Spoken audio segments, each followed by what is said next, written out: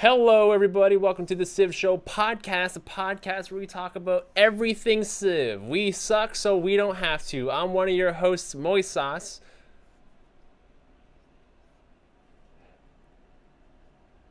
We suck, so we don't have to. That makes sense. Yeah, we suck, so you don't have to. There you go. That's a much better way to put it. Hope everyone's doing well. Hope everyone's chat is doing well. Today, in 1 hour's time, can you believe it or not, the new Frontier Pass will be released to the public, and it's super exciting. So many changes that they're adding, so many updates that they're adding. They're adding 2 new civilizations, they're adding a new game mode, the Apocalypse game mode, and they're adding new resources. One being corn or maize, the other one, I don't remember, but I'm sure someone will. And that's totally fine, and I'll look it up maybe a little bit later. So no matter where you are, it's an hour from now. So it's a midnight Eastern time, 9 p.m. Pacific time, and then 9 hours ahead. So 9 a.m. Central Eastern summertime. I think that's the time. CEST. I think that's the right time. Don't quote me on that. And maybe we can mess around with some of the apocalypse mode too. We can just dabble in what the comets are like, and maybe we can get a comet to strike one of our cities and absolutely decimate, if that's the right word. I don't actually know. Decimate one of our cities, one of our well-made cities, and it's going to be awful, absolutely awful, but it's something that I'm looking forward to for sure. So we're going to be starting with some industry news in the world of civilization. I was on Twitter all day today, and I am very recapped. I wrote a notebook here about industry news in civilization. Anyway, some industry news here. Civ 6 is free on the Epic Games Store this week. Be sure to pick that up if you haven't already. If you haven't played, or if you don't own Civilization, or if you know somebody who doesn't own Civilization, it's free on the Epic Games Store starting tomorrow, starting on Thursday Eastern Time. So be sure to pick that up. There's no reason why everybody shouldn't try Civ 6 now. It's accessible to everybody. Be sure to pick it up if you haven't already, or tell a friend to pick it up, and you guys can play, finally, a game of Civilization together, because we all know it brings friends together, right, guys? Obviously, the new content drops today in an hour or 52 minutes exactly. New content from the new Frontier Pass. It includes, like I said before, the Mayans, the Gran Colombians, new Apocalypse game mode, and 2 new resources for everybody. And that is the first of 6 updates in the near future for the full year. Also, there is a Firaxis developer live stream tomorrow at 2 p.m. Eastern, 11 a.m. Pacific, or 8 p.m. Central Eastern summertime.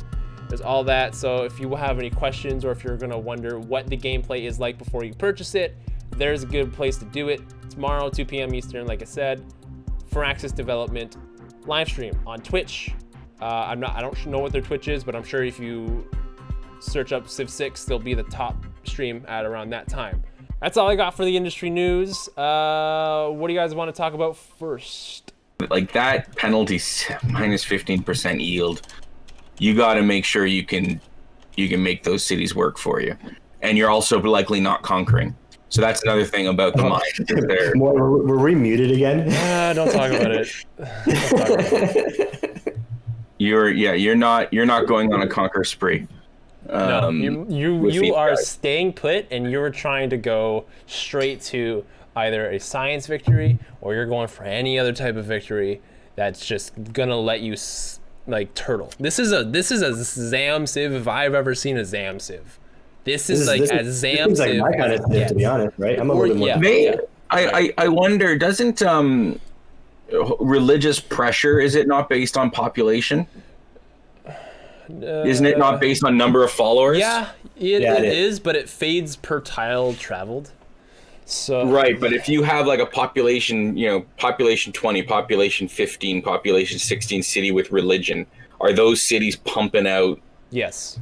Religion? Yes. So that might be something they can do. That's hard though, because if you have another city like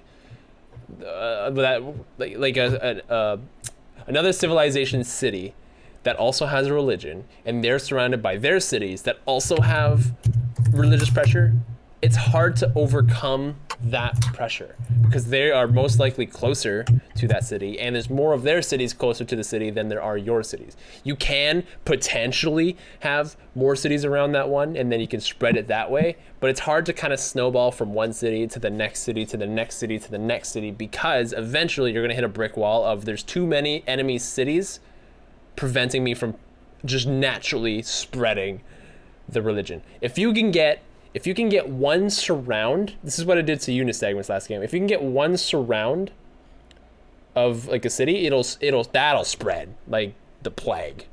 Poor reference right now, but it'll spread like the plague. Like, so as long as you have the majority of your cities or your religion surrounding other cities, you will eventually overtake it all. That is an ideal scenario, however. So that is not reliable. It does seem like they're not geared towards a domination victory, expanding borders. It's more about laying claim to a specific part of land that's like within that capital catchment area, and basically turtling the game. Yeah. Right? Yeah. And going for probably a cultural victory or science victory. They're definitely a turtle, and yeah, they're going nuts on the science.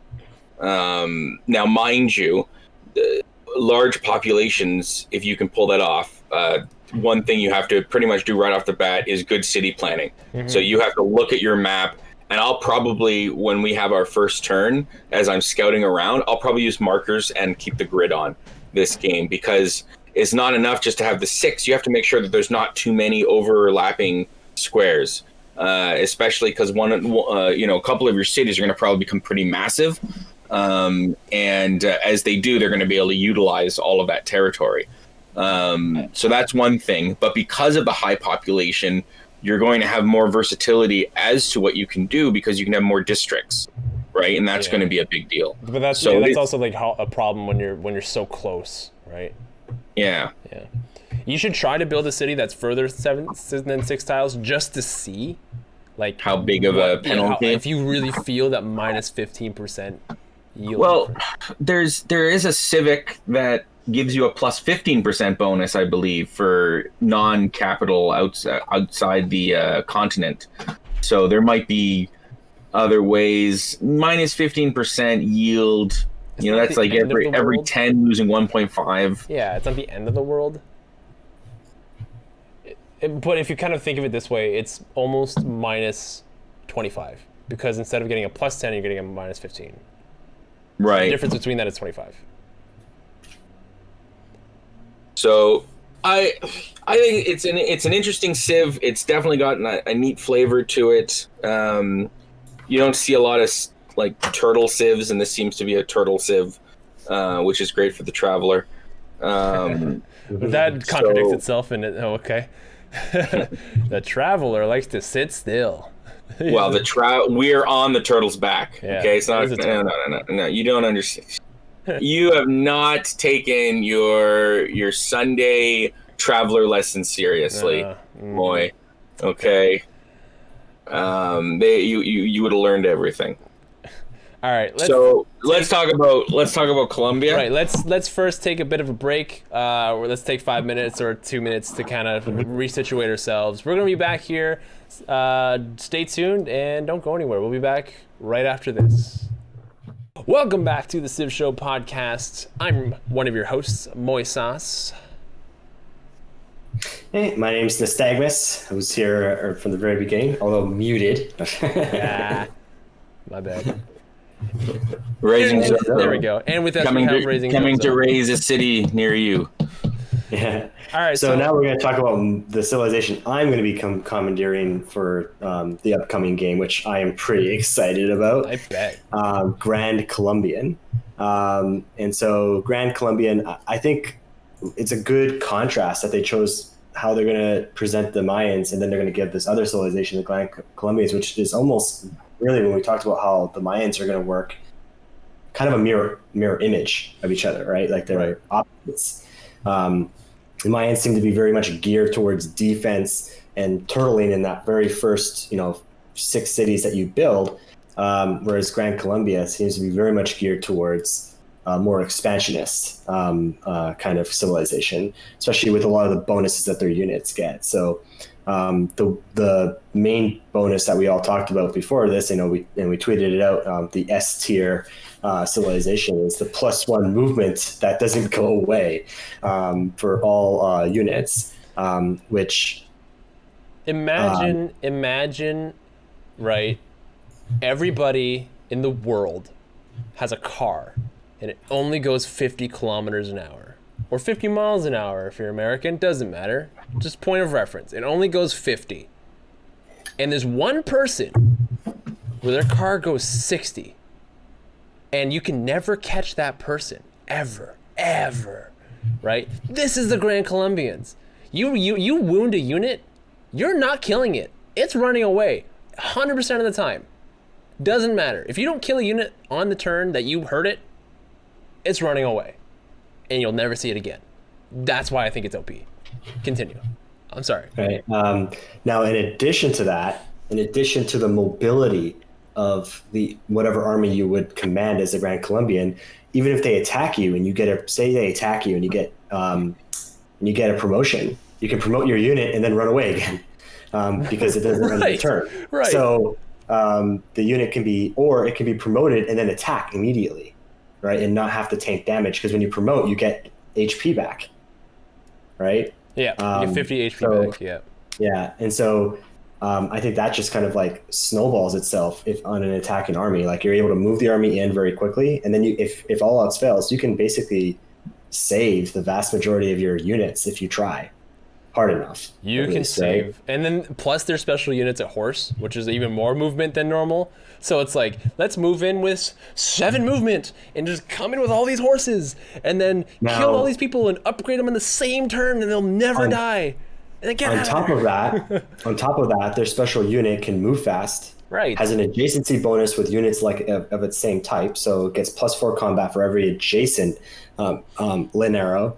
And then in addition to that, the general that you get every era. So Gran Colombia also gets a special general at the beginning of every era. If they get a golden age, I thought. Is that wrong or is that right? It says every era. Okay, cool. So they only get one per era. That confirms that then. Okay, it's the only way to get them. Every time the game enters a new era. Okay. You get a new one. Okay. Right? Cool. So that particular, it's called the Comandante General. If you retire it within those units, it heals them all up. AoE heal, folks. This is okay. Wild. This is going to be, I believe. Sorry to interrupt you, but I got it. I believe that this civilization is broken. It's so broken. And I think it's going to get revamped. And this is why. Okay, this is why. When you look at all of these stacking bonuses, okay, so the Lucerio or whatever is just one example, +4 combat bonus for each adjacent one. Okay, so you've got as far as I understand. It stacks. Yeah. Okay, it stacks. Ridiculous. Right. The generals are all ridiculous, and some of them are super ridiculous. Okay, listen to some of these bonuses. Okay. Grants +4 combat strength to cavalry class units within 2 tiles. AoE. AoE. Pretty good bonus. All right. Grants 1 promotion level to a military land unit and gold equal to 50% of the purchased cost. That's probably the worst one of these abilities. That's the one you wouldn't retire. You just keep it throughout the whole game. Increased trade capacity by 1 and grants a trader unit to New York City. Okay, cool, neat. Except these last 2 are insane. Enemy units within 2 tiles lose 30 hit points. It's a miniature nuke. So you use this damage? And it's just boom, boom, boom, boom, boom, boom, boom, boom. Okay? And then the talking about the retire ability? These are the retire ability, the bonus abilities. Okay, within 2 tiles. That is insane. All land combat units within 2 tiles regain all movement and attack capability. That's insane. That is insane. And we haven't even started talking about their special district, which is like also the tile improvement. Sorry. So it's a tile improvement. So you can build multiple of them. They're built on grassland hills, plains, or plains hills tiles. So basically anywhere. A lot. Everywhere. It's everywhere. Right. So here's what that gives you: +2 gold, +1 production, +1 housing. Blows my mind. Even just that is really good. Right. +1 food for every 2 adjacent plantations. and it increases once you research replaceable parts. Plantations and haciendas that receive +1 production for every 2 adjacent haciendas that are next to each other, and that is increased with every hacienda with rapid deployment. So it's like having feudalism in farms, where when you build adjacent farms, it boosts all the farms. Now it does. You don't get it until mercantilism. So like you're not getting it right off the bat. But yeah, like once you get that, you're gonna go nuts and just fill your field with this amazing does everything. It's a Swiss Army knife, right? It's not necessarily far mercantilism. This is my one, and I this is gonna be fun. It's gonna be a fun civ. Look, and I'd rather have a good civ than a lame civ. But just sometimes the thing that I find really incredible about the Civilization series is there are these civs that seem to have these incredible abilities that, like, in reality their civilizations are like, like right. not even third power. They were a powerful, like very powerful within their 10 years of reign. Right. I had an argument. You are talking about a union that was able to overthrow colonial powers, right? Right. Yeah. At the time. They were a threat. Yeah. Really, what doomed Gran Colombia was more of its political disunion, rather than like its like fundamentals. It's because of the way that their political system was set up. It was kind of destined to kind of fracture at some point, probably. But that's how you get a bunch of people together to fight against a common enemy, and then once the common enemy is gone, I guess. But it was a pretty powerful union in its time. That doesn't negate your point about how, like, America is a current civilization in the game as well. It's the current superpower, and it doesn't seem to have as many like. No, it's garbage. That would be propaganda.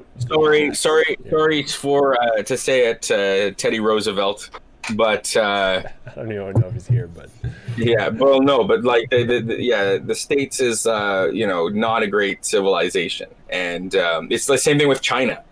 China is one of the weaker civs in this, and yet. So I find that interesting that Colombia, I don't know. This is such a heavy military. Oh yeah. The real reality though is that the pressure's on me now, right? Because now we're building this civilization up to be like this S tier. If I just get stomped on or something like that, I'm just gonna never live it down. No, not necessarily.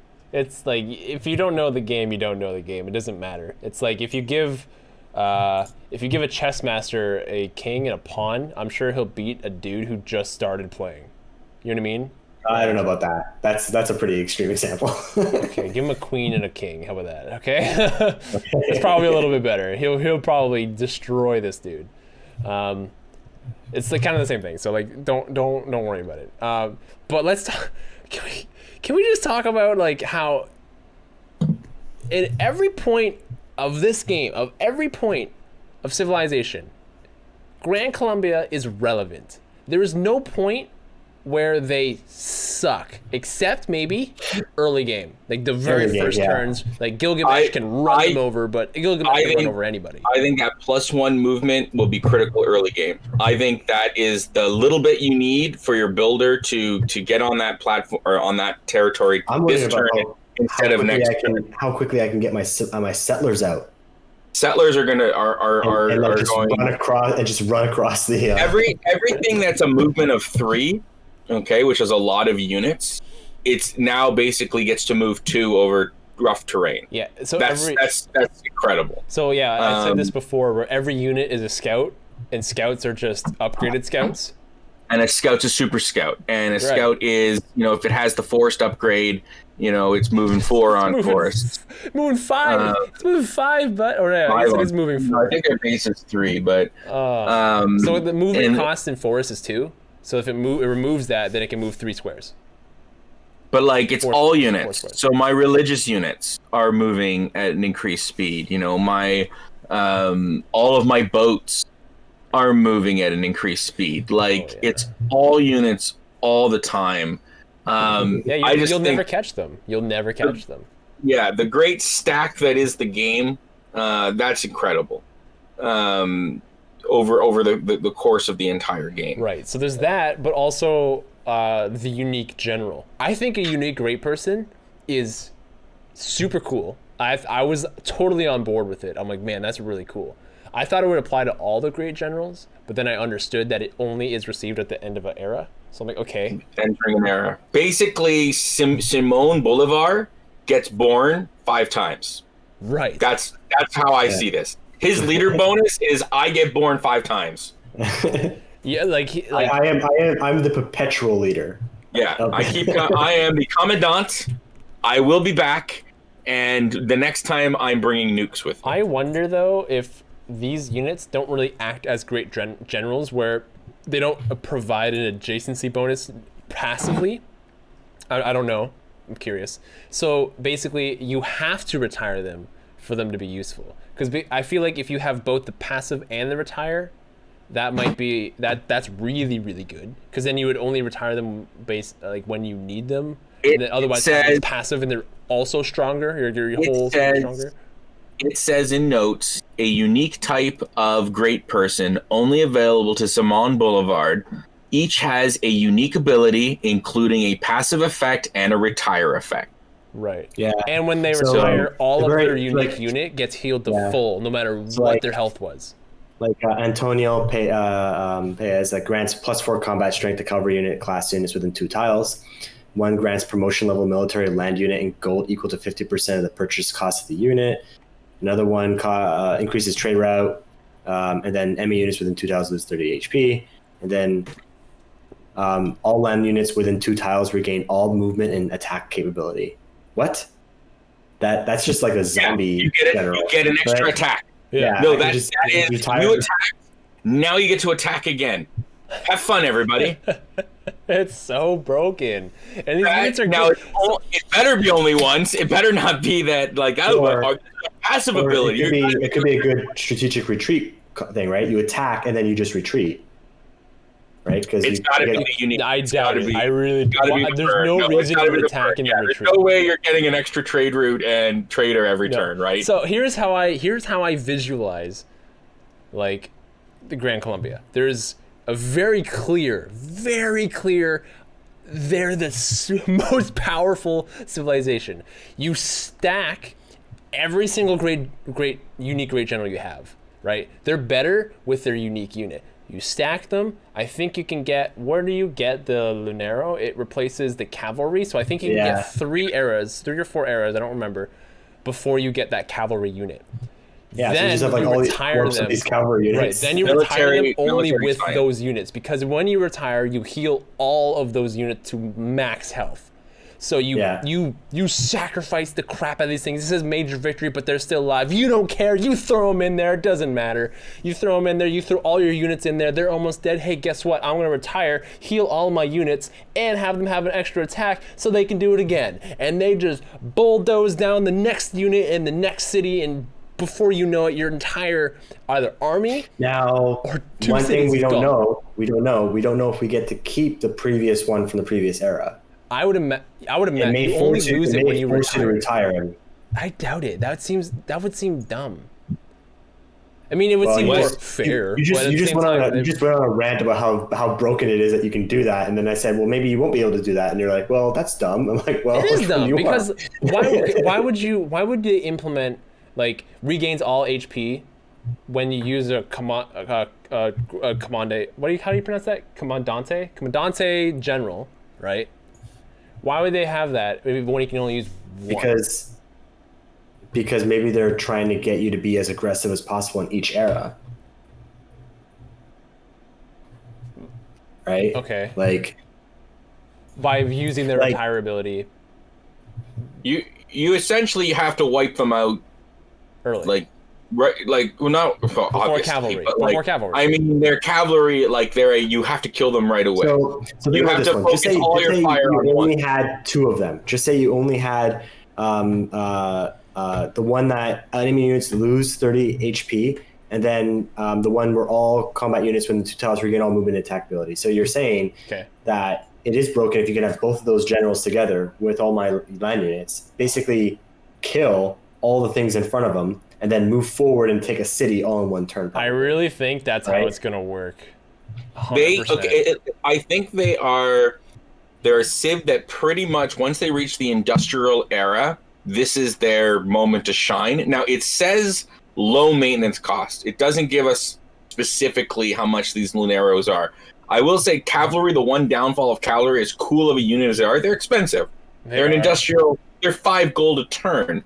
So this is not giving us, it just tells us the gold in production. It doesn't even have a maintenance cost. Hopefully that's just, I would imagine it reflects, doesn't have the information. It probably reflects the cavalry, so it's probably 5, if not more. Maybe they make it more balanced. It does say low maintenance. It does say low maintenance cost. So yeah, on the notes it says Gran Colombian Industrial Era unique unit that replaces cavalry, low maintenance cost, +4 combat strength. So I don't see that, but I believe you. Okay. So I do see it. So if that's the case, as long as it's not free, which would be goddamn ridiculous. Okay, that's where like I'd probably even join Zam in saying how OP you can't have.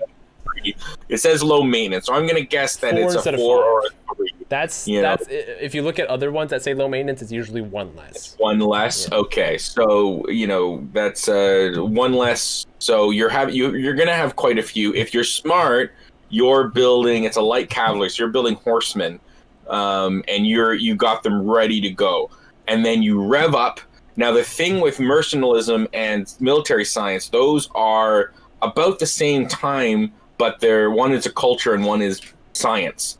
And nothing in their bonuses until they get to mercantilism gives them a bonus to either one of those. So they still have that restriction that the player themselves, you can't just rely on that +1 movement. You can't just rely on having a couple extra generals. You need to build yourself up to that point that when you hit the industrial era, you can explode outwards, and upgrade all of your guys into these insane horsemen.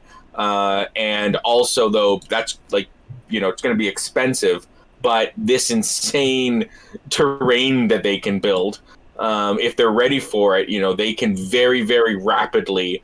I could see them shifting their economy from, say, like science and culture into production and gold, because of that insane little terrain type. I just got to look at this again. It sounds just too wonderful.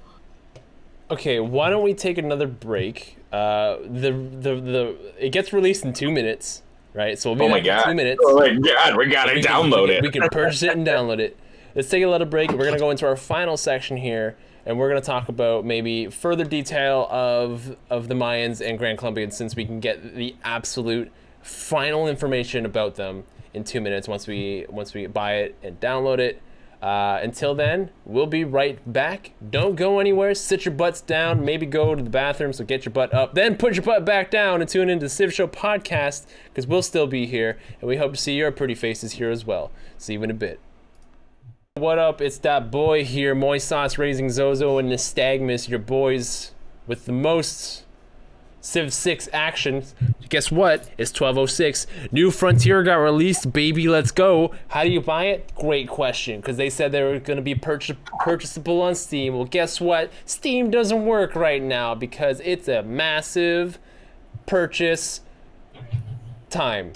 That was a really unhype way to say that. Terrible. Just sloppy, messy. Just the way I like it. Anyway, what you gotta do is if I show my browser here, right here, what you gotta do is you gotta go to the Civilization 6 official website. Once you go to the official website, you will see here, you can learn more about the purchase of the New Frontier Pass. You click to learn more, you wait for it to load. Hey, look at that, I can now buy it on all these sort of devices. What do I want to purchase it on? Well, I want to purchase it on Steam. You click on Steam, it takes you to here, you hit purchase, you purchase it. They send you an email. You'll get an email from a company called Xsolla, like the letter X and then Solla, Xsolla.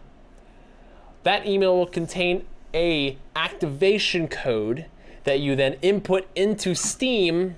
Oh, it's on there now.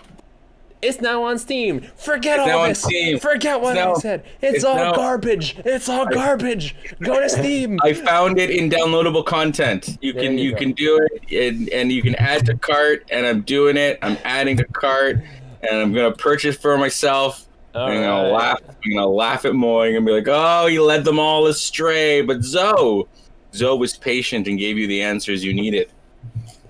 All right, so let's open this bad boy. I'm done downloading. Let's open this bad boy and let's look. Let's take a look inside. Let's see what the goody hut unveils. I can welcome all the new people to chat. We got a few viewers who just tuned in right in our last section here. Well, hello, welcome to the TheCivShow podcast, folks. Hope you're doing well. Low key, how's it going? I see that you guys are downloading because your camera has gotten like I can count the pixels on one hand. Yeah, dude, like you're smiling right now, but it honestly looks like you're like evil grinning. I'll see what I can do but yeah, I don't think there's much I can do. I'll close down a couple programs, but it's just funny. It's okay. So I can kind of go through this new content here. We did it. It's here. Magnus as well. Are we all blurry? I was blurry on the stream. I was blurry on the stream. Yeah. Yeah, I just looked at the stream. I was like, oh wow, yeah, that's Civ for you. It's eating all my power.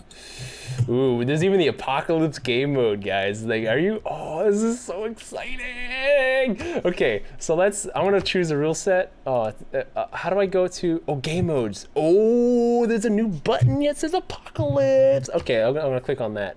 Disaster intensity is on 4, which is the max, so it has to be on 4. We should up that next time. Should we all start streaming for a game? What do you think? I'm gonna stream like a single player, just so that we can read what they are. So I'm gonna start with. Okay, I'm still gonna load it up. It's just people see my face and not my screen. Yeah. So I'm gonna load up Simone Boulevard, and let's take a look at Simone in Civilization 6, shall we? I'm very curious to see this. Yeah. What up, gang? Blap blap. Black, what? Black. Boy, are you slowly becoming a rapper?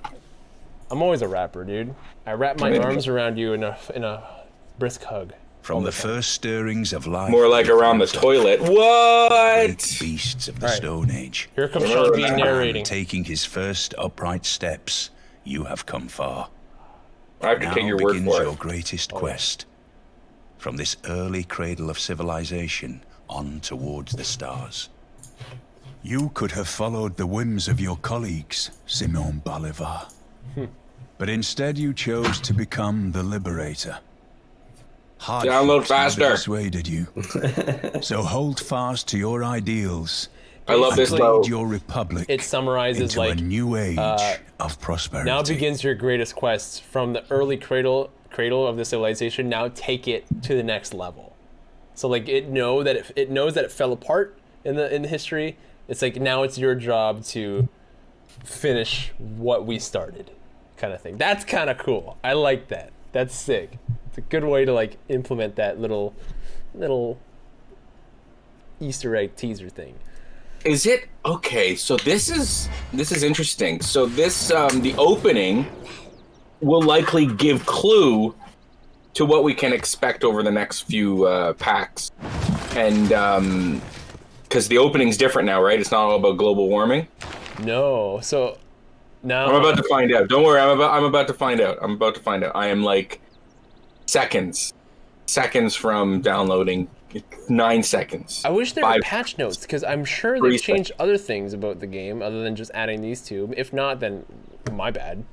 Let's go through the patch notes, shall we? Includes the Mayan civilization with Lady Six Sky, the Heluche unique unit, and the Observatory unique districts. We already know about that. We're going to skip through that. We're also going to skip through Gran Colombia. We talked about that in the first 2 sections of the TheCivShow podcast, if you missed it. We'll talk about it probably in a little bit, but let's go through the things that we haven't talked about yet. The new Apocalypse game mode requires Gathering Storm expansion to play, adds forest fires and meteor showers as disasters to all games. So I think that's even regardless if you pick Apocalypse game mode, you can still have meteor showers and you can still have forest fires. An So optional. Go ahead. this game mode adds new natural disasters, larger and more impactful versions of existing disasters, and increases the chance of all natural disasters. Apocalypse mode also adds the Soothsayer unit to the game. And should the climate, which it will, reach its final level of change, comets plummet to the earth and destroy humanity. So now they've added that if you ignore climate change and just let it run rampant, the earth gets hit with a comet and blown up. Yeah, basically a nuke. Destroy your city. And I guess that's like a time frame on, the scientific victory then to like colonize Mars or something. Maybe. Yeah, even more. But it's like, I wonder if it targets the people who pollute the most, or if it just doesn't. So that you can just pollute.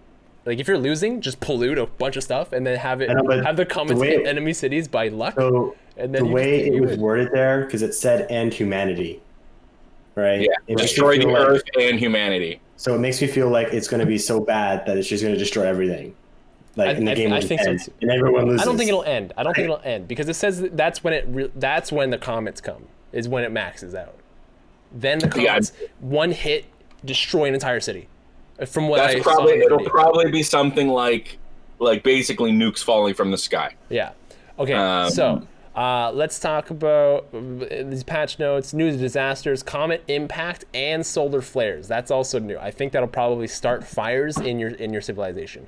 There's gonna be wildfires and stuff too, right? Like there's gonna be forest fires. So a new military unit, like you said, the Soothsayer. It is a support unit, so it cannot attack units directly, but it has abilities, and the ability is that it can trigger natural disasters at the player's command. We don't know if you can target these natural disasters. We don't know if it happens on the Soothsayer, but we do know that it activates a natural disaster. So, imagining it's a military. You or Zoe are going to find out very quickly if it targets a Soothsayer. We'll find out. It's for science. It's for science. We have to know. It's for science. It might be on the Soothsayer. Why did you destroy my city? For science, Nystagmus. For science. That's why I destroyed the city. Oh my god! Okay, wait. Read this next one. This is hilarious. And it totally suits the last couple of games that we've played. New scored competition. You can vote for this in the World Congress. Are you ready?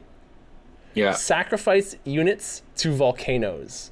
Nice. We were talking about that. That's about the last 3 games we've played. That is so good. It requires the Soothsayer to use their unique action on friendly units near a volcano. So I guess interesting. So for a Soothsayer, you go next to a volcano and you say, activate this volcano, and it blows up. And so you would surround your units around it, and it would sacrifice the unit. And that would be like a sacrifice to the volcano. So I guess with a Soothsayer, I can go to an enemy volcano. So, man, if you play Primordial map with this, oh my god.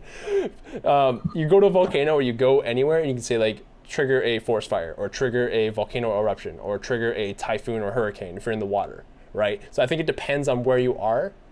And then it's kind of like a worker in a sense. It depends on where you are of what you can do. And then you can activate whatever you want on the tile. That's awesome. That is so awesome. And there's an apocalyptic state when climate change reaches its maximum level. So that's when you'll see the comet impacts and probably the solar flares as well. Which means that it might actually cause a game where we're talking and being like, guys, we gotta stop building coal power plants and stuff. We gotta all switch over to nuclear or something. Yeah. Because the game will end. Because I still think once it gets to the max level, I think they're putting in a doomsday clock. Maybe. And it's kind of like who survives the most or who can survive. Yeah. Who can survive? It's not who will win, it's who will survive.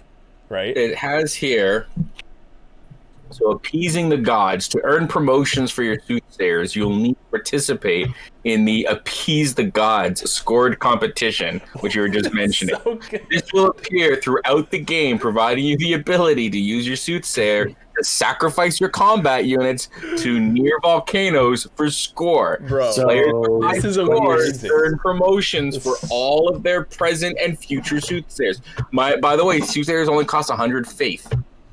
That so is the so saying new good. disasters. So good. the next game on Sunday, I'm going to be hanging out as Gran Colombia, and I'm going to see a bunch of soothsayers just show up, and then Moy's going to Yes. say, "Hey Yes. man, they're just looking at the volcano. They're not He's just doing ready. anything bad. He's just ready to sacrifice the units. It's okay, guys. No, don't worry about it. Don't worry about it. Don't worry about the water that's receding away from your coast. It's natural, man. It's natural, and the soothsayers are not to blame for it. And so don't blame the soothsayers. So- you guys are going to stop building missionaries so fast. You guys are going to just use all your faith to build these particular units. I can see it in both your eyes right now. That's what's going to happen. And so, You know me so well. You barely played together. You know me for like you can predict how I'm gonna play. You kidding So me? I'm gonna gonna- build a crap ton of these. Come on. Wow. So and then okay. you're gonna do that, and then you're gonna say something along the lines of, "Where are your special generals now?" And then they're all gonna die. And then Scary. Okay, so the new disasters. You have solar flares across the world. Solar radiation bombards the planet, damaging power-related buildings and improvements, pillaging certain districts, and damaging late-game units. Where are you reading that? This is in the Civipedia. Okay. And then you have comet strikes. A comet crashes into the planet, destroying everything in its path, even cities. So I'm imagining a multiple hex that it just crashes. A bunch of them will crash. So the end of the world. Terrible high damage disasters, especially comet strikes, become more prevalent after climate change reaches its maximum levels.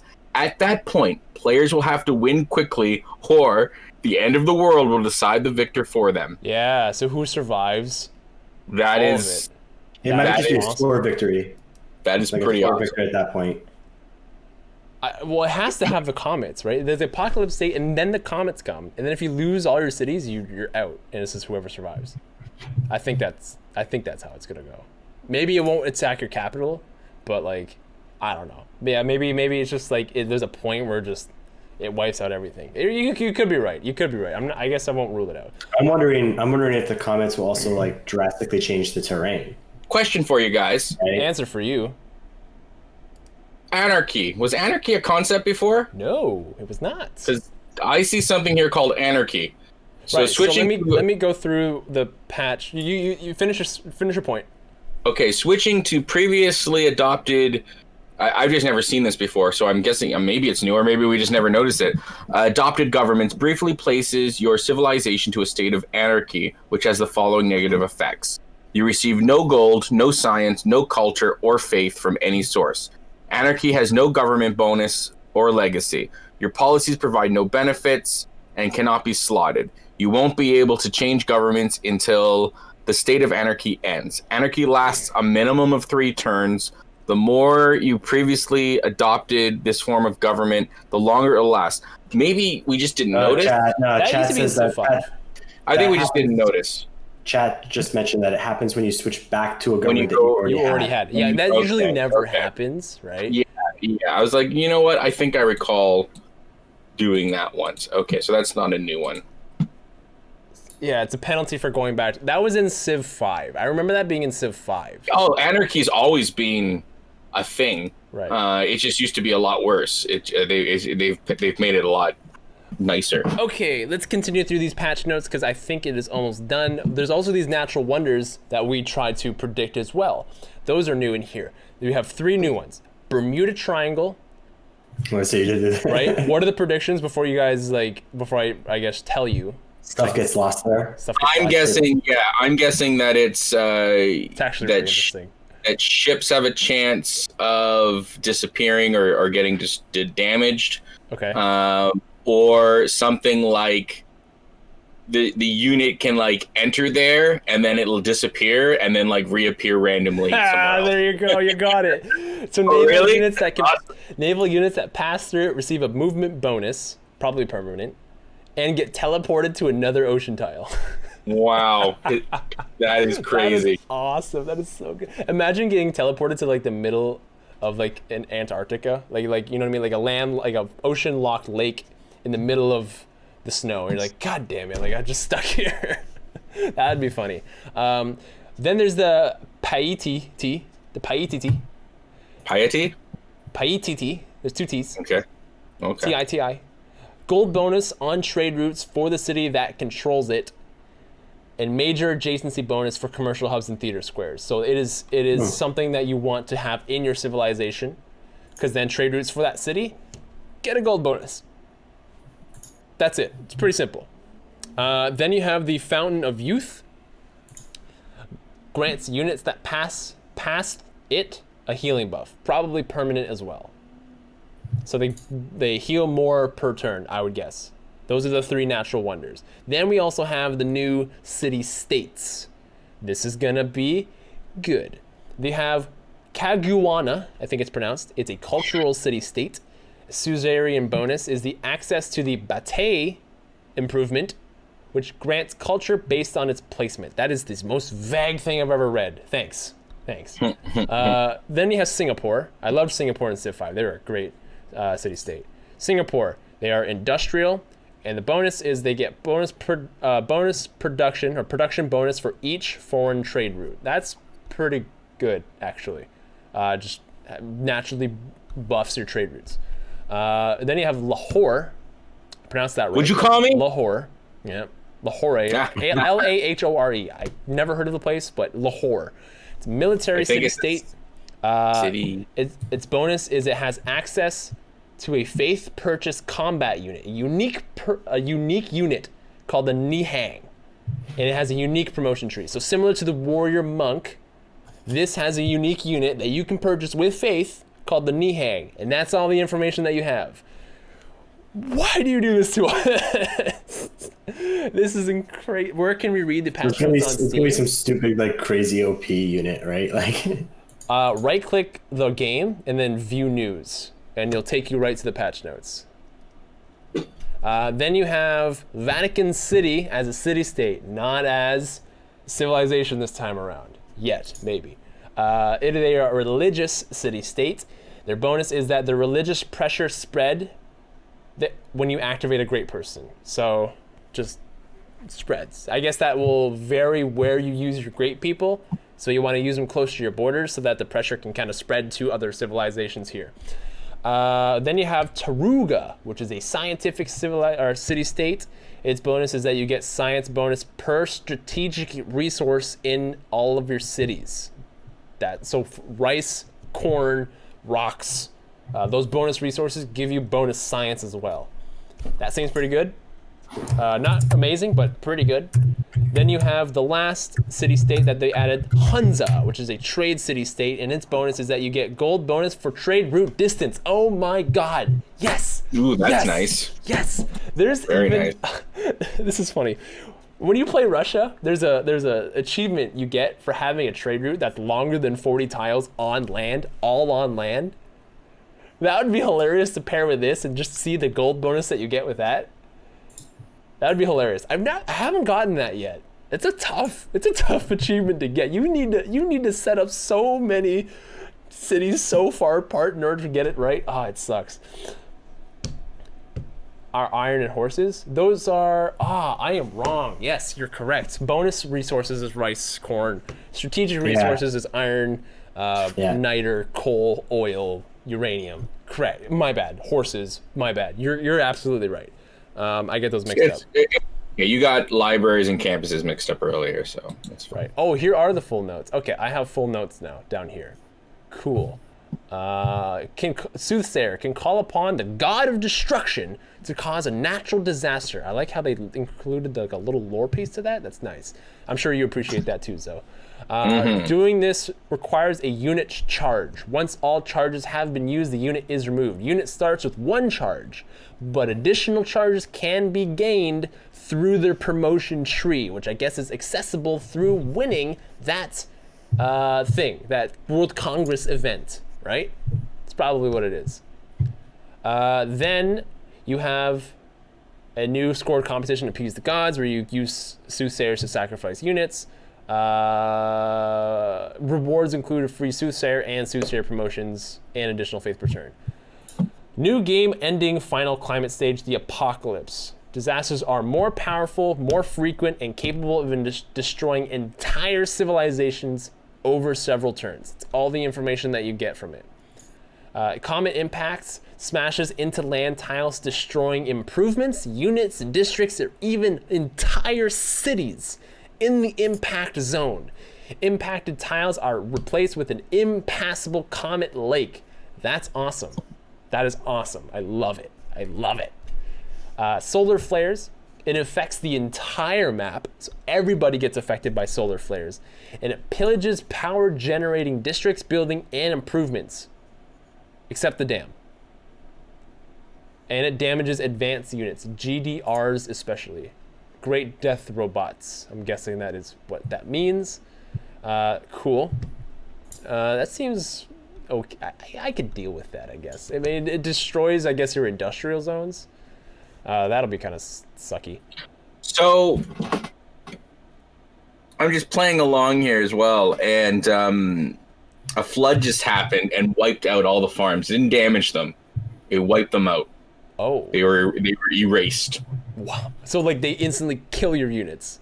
They reduced all of the squares to regular.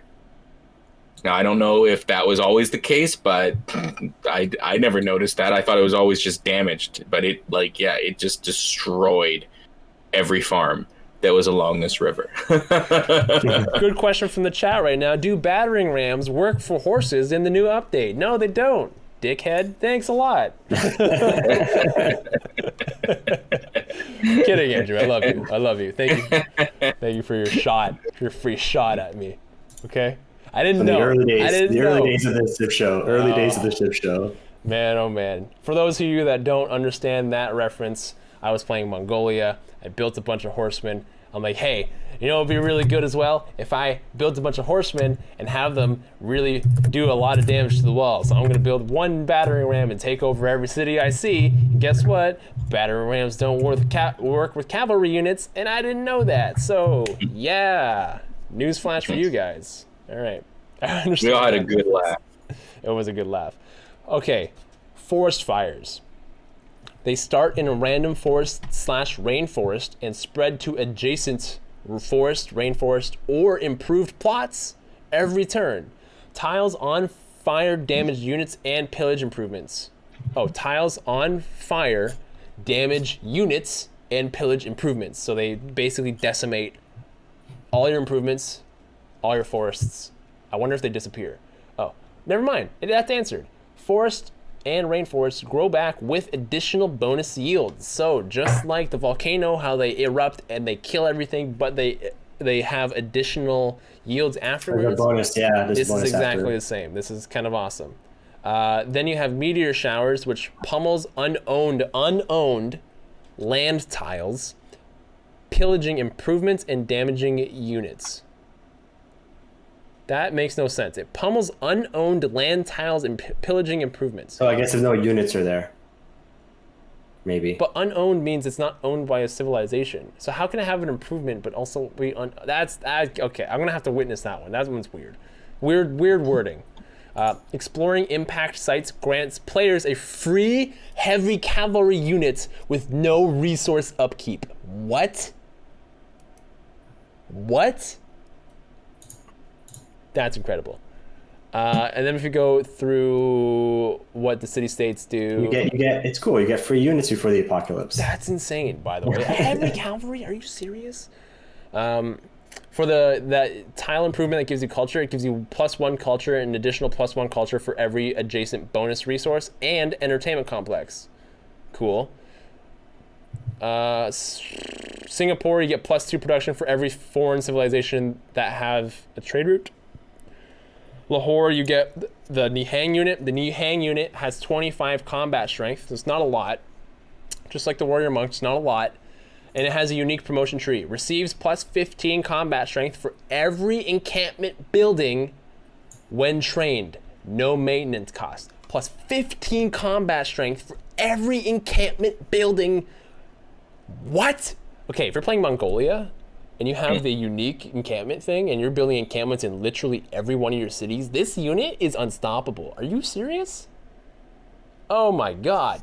That's insane. Roads can be pillaged and not be owned. True. Thank you. That is very true. That is where it makes sense. I didn't know anyone else called them goodie huts. We call them goodie huts. If you come in our Discord, we have a Discord now. Let me get the invite. If you come into our Discord, our general chat is the goodie hut. And you can come on in here and be with all the other people that have goodie huts. I'm gonna copy, this expires in 1 day, so I'm gonna put it in the chat right now. And if you don't come in here right now, then I'm gonna step on a crack for your mother's back. And that's not gonna be a good thing. Unforgiven. Unforgiven. So, just so you know, on stream, Zoe and I are no longer there. Yeah, because I had to get that invite. I'm sorry. There we go. We're back. We're back. So go ahead and join Discord if you haven't already. Let's keep going through the patch notes, and then we'll go through a little bit of the gameplay. It's kind of individually. We'll just see one person playing. This isn't a Civ show. It's the Civ Show podcast. So we're going to be talking a lot about the gameplay. Balance changes. So you talk about the gameplay when you see it, Zoe. I'll talk about all of these changes. Deal? Sure. Both of you, Zoes. I'm playing right now. Yeah, Like I'm okay. Maya. I'm trying it out. Okay, so there's an update to diplomatic victory. Diplomatic victory points resolution becomes +2, -2, whereas it was +2, -3. Okay, so it's a little more balanced, I guess. Victory is now determined upon player turn start. Nobody cares. Players now lose favor per turn for each occupied original capital. So if you're going for a domination victory, chances are you cannot get a diplomatic victory. Makes complete sense. Makes totally sense behind that to me, change. yeah. Oh yeah. The aid request penalty for pollution is doubled. Cool. So pollution, they're really focusing on pollution, man. They really don't want you to pollute the earth. Increased favor penalty for pollution to -1 favor per 3 pollution more than average. Previously it was per 5 pollution more than average and capped at -20 per turn. And now it's capped at -20 per turn from -10. So but the more you pollute, the more diplomatic favor that you lose.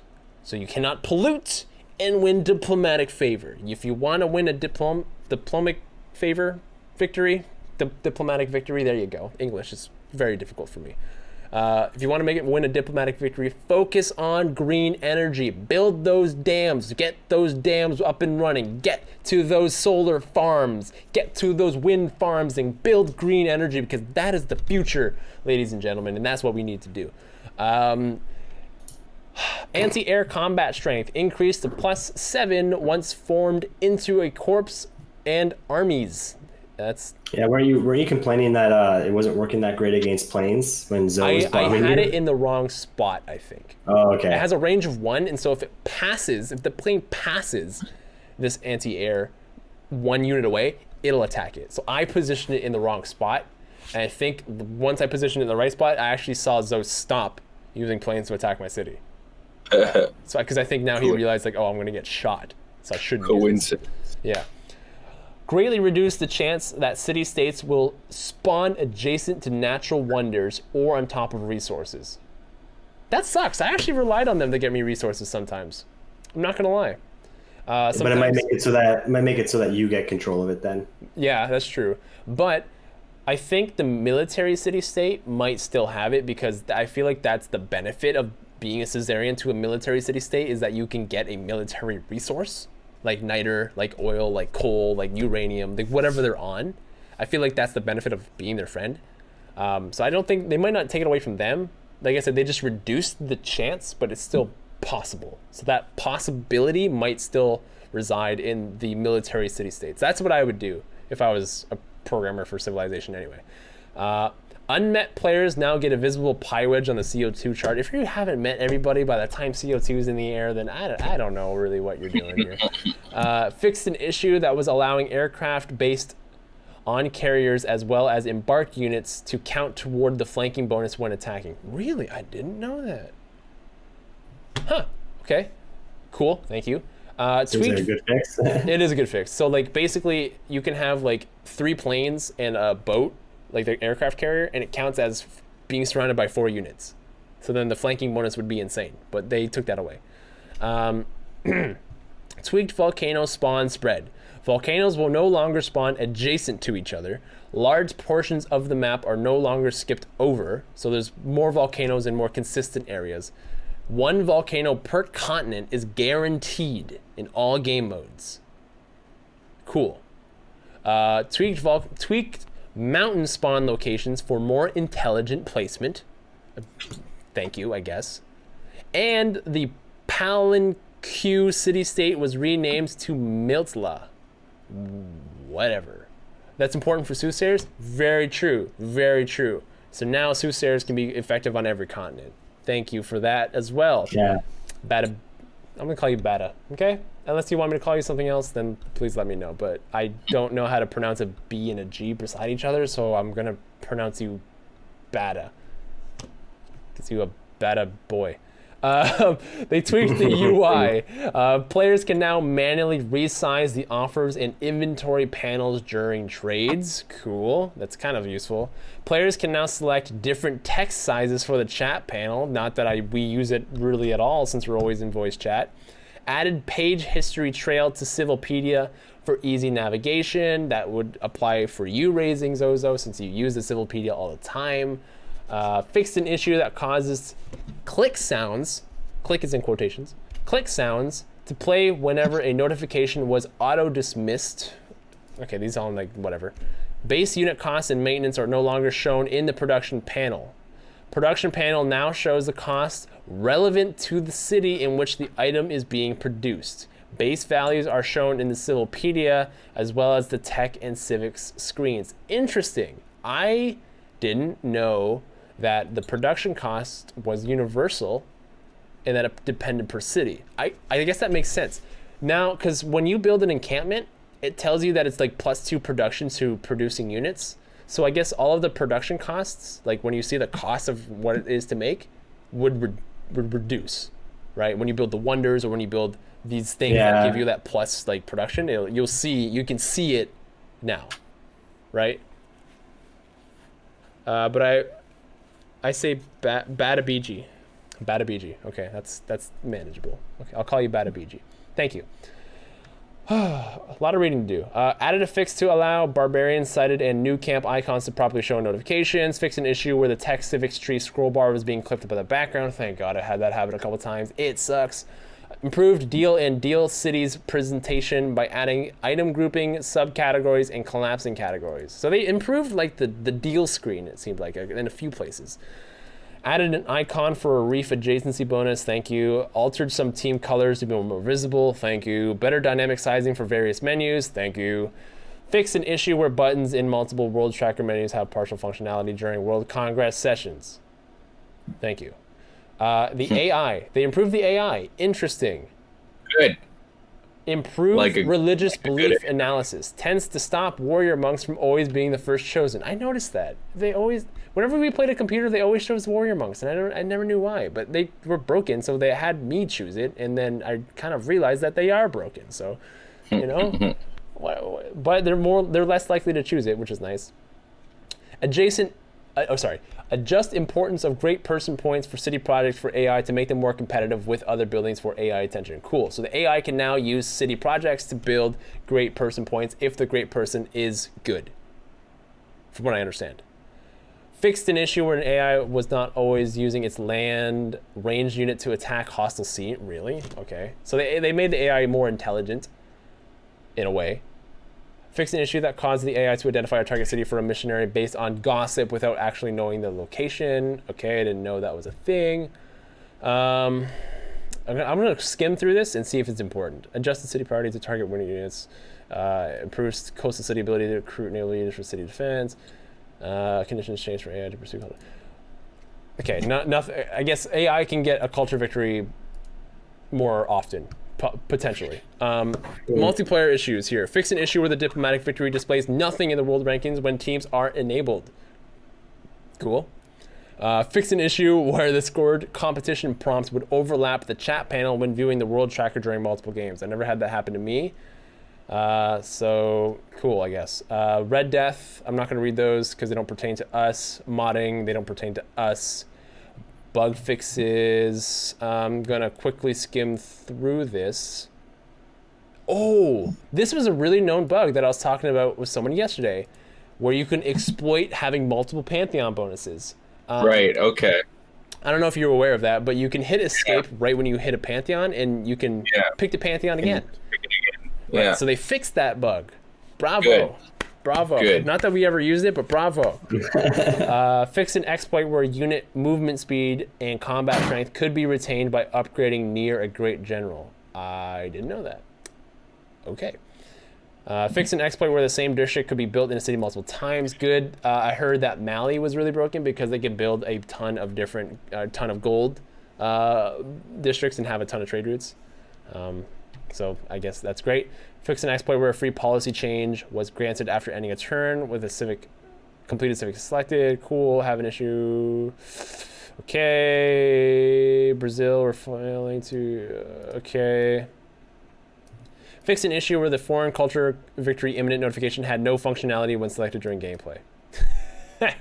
Okay. Nothing here really stands out to me. So I will not say anything else here. Okay, that's it. So in my game that I'm strumming along with the Mayans, I am in the classic era, and a competition has just started, and the competition is Appease the Gods. Yes, let's do it. The gods have warned us. You want to start your stream so that we can see? Yeah, sure. Sorry to interrupt. Sorry to ruin the thunder there, but you can start over. Okay, I'll give you the opportunity to start. Wow, how gracious Thank of you. I know the God has spoken, and you may have. No, I'm kidding. But yeah, like I just feel bad for interrupting you. What's the Civ Show? Great question there. The Civ Show is a show where we play Civ. That's it. No, I'm kidding. The Civ Show is a show where, yeah, we do play Civ, but it's us three playing Civilization every Sunday at 7 p.m. Eastern Time. We like to banter. We like to talk mad crap, trash talk each other. Just think of it as a show where you can come to every week and just kind of enjoy three dudes yelling at each other to see who's the best. Is that the best way to describe it? Would you guys agree with it that is the best way to describe it? I always say the Civ Show is about haphazard improvement. Right. So we like to learn. None of us is great at it, but we've been playing a long time. I am streaming now. Are you able to see me? I will change to the screen where it is your host. Okay, I see your screen. Let me disable your camera real quick. This is going to be like a really sketchy looking thing here, so give me a second, chat, for me to disable the screen because it is covering what is the most important here. Okay, go ahead. All right, so we have a competition. So this is the classic era. We're in the first, like just after the ancient era. This has come up, and it is Appease the Gods. The gods have warned us. The end of the world is coming. They will grant their followers boons, but we must first prove our fervor. Only the most zealous will be rewarded. Members are competing to see who can get the highest score. Gain score by using the sacrifice adjacent unit action with their soothsayer unit, gaining score equal to the combat strength of the sacrificed unit. During this competition, members' soothsayer units can use the sacrifice adjacent unit action on friendly units adjacent to an active volcano. So interesting. Okay. If a volcano becomes dormant, you can't use it. I guess that is the case. But perhaps soothsayers have a way of bringing that vigor up. So this is everybody is involved in this. Apparently, it's not a vote. You just are. It just appease the gods, and it's I'm in third place. That is awesome. Okay. And so when the time runs out, members will be rewarded based on their scores. Gold tier will get 1 free soothsayer unit. Silver tier will get 1 random free promotion for all present and future soothsayer units, and a +2 faith. That almost sounds like I'd rather have that. Well, the bronze. So it's one free soothsayer unit. So that's 100 faith is gold. And then the second one is a free random promotion for all present and future. So all your future soothsayers, if you're in silver, get a future promotion, and you get +2 faith per turn. Maybe it's something that if you win one, you get them all. Yeah, I'm thinking it's like tiered. Silver. Like if you win gold, you get gold, silver, and bronze.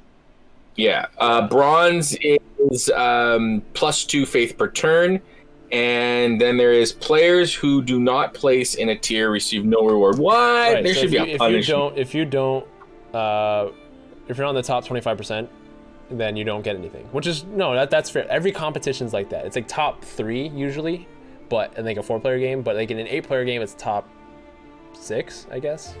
So it's interesting though to give a universal faith unit. That's interesting. Everyone can and you have this. If you miss the race to get a religion, which often happens, because you can get faith without a religion. Yeah, I know, but faith is without religion. Faith has limited uses, right? Unless you are a special civ. Culture victories or it's not as useful. If you miss your religion, faith becomes significantly less useful. I stand by that. I'm standing by that statement. So to have more uses for faith that everyone have access to, that's kind of cool. And that's the soothsayer. Everyone can build a soothsayer. So that is very, very interesting. Ignore the frames, by the way, guys. This is for our last session with England, Norway, and Hungary. This is what it would look like if we were playing these civs, but right now, obviously, I didn't have a chance to prepare the Mayans or prepare everything else. So on Sunday, it'll be here. Just right now, ignore Norway, ignore Hungary, ignore England. But this is what it would look like. This is what the TheCivShow looks like, essentially. You can see his screen. You can eventually see my screen. And you can see Nystagmus' screen, but he's not streaming right now, so it's okay. You don't have to. It's just like you can see 3 different perspectives, which is what makes the TheCivShow unique, is that you can see everybody's game. Unique New York. Unique New York. All right, so I'm gonna go ahead. We're gonna keep watching you play.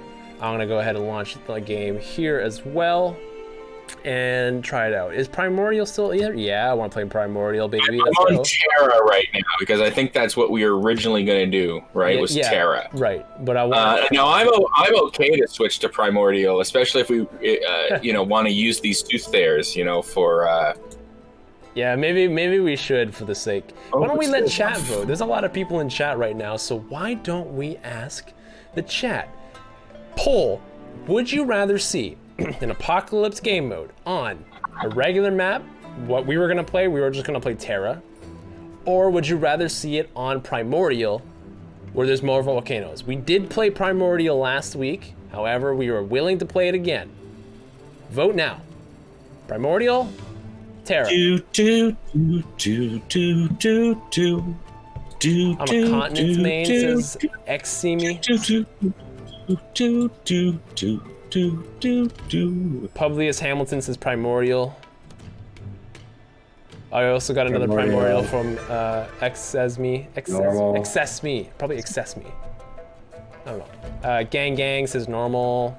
Two votes for Primordial, 1 for normal. Primordial, of course, said by the BG. All right. BG budget. It looks like we're gonna be playing the Primordial map. Yeah, no, for sure. I completely understand. I would want to see Primordial as well. So already this city, I'm in I guess that's not a big deal. Turn 45 is kind of far along, but already population 10. It's a pretty big city. What turn are you on, sorry? I'm on turn 45. 45, population 10? Okay. Well, how is your housing? How is your housing to deal with in the very early game? So right now, my housing's 10 for 10. You get rid of that farm, you're gonna go 10 for 9. Yeah, this adjacency bonus is it's kind of tempting.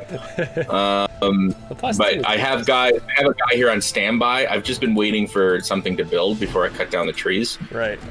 So he's going to. Well, I'm hoping I realized now that there are more hills here than I thought. for where I built my campus. So You there's also probably can't a go better. north. You can't really settle north too much. You can settle like one city on the right and one city on the left where that encampment is, that barbarian encampment, and that's it. Problem with the Maya, like, I don't know, like, am I gonna go exploring, like, or am I gonna accept that, you know, there's gonna be, like, I'm gonna be able to I do. forgot about the question about the wonders too. Oh shoot! Right. You know my what? bad. I'll Oh, yeah, are there any wonders? Access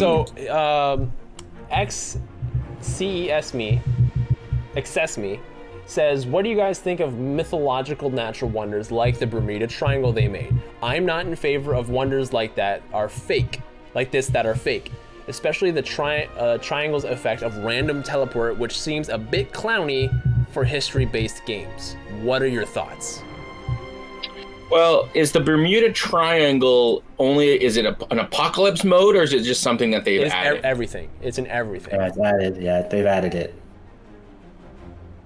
We were just talking about this the other day, that Civ is, at least I put forward the position that it is a fairly fact-based. It's very, like, laws of physics and, you know, I felt, you know, realistic. There's a certain realism to Civ.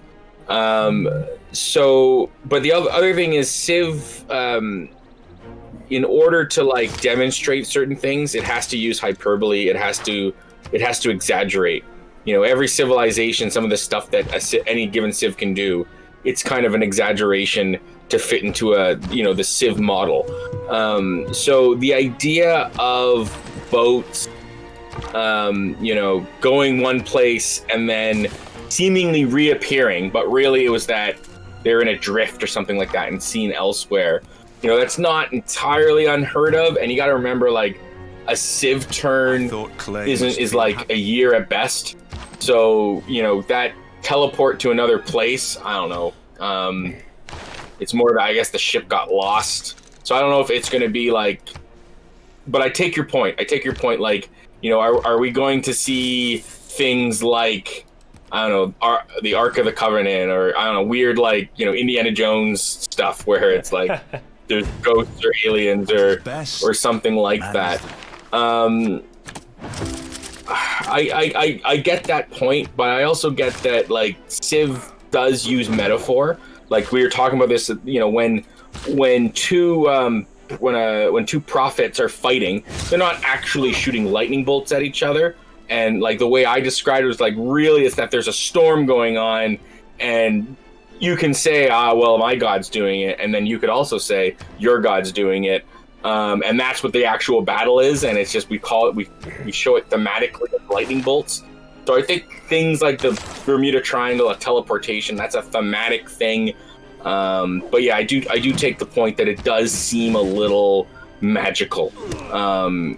So I guess we'll have to see how big of an impact. That's my take. He says that's a really good argument. Haven't thought about it that way. That's his response. Actually, if we were to think about anything that's a little bit more mythological, it's not really even the wonders that are mythological. The whole soothsayer thing is more mythological, right? Right.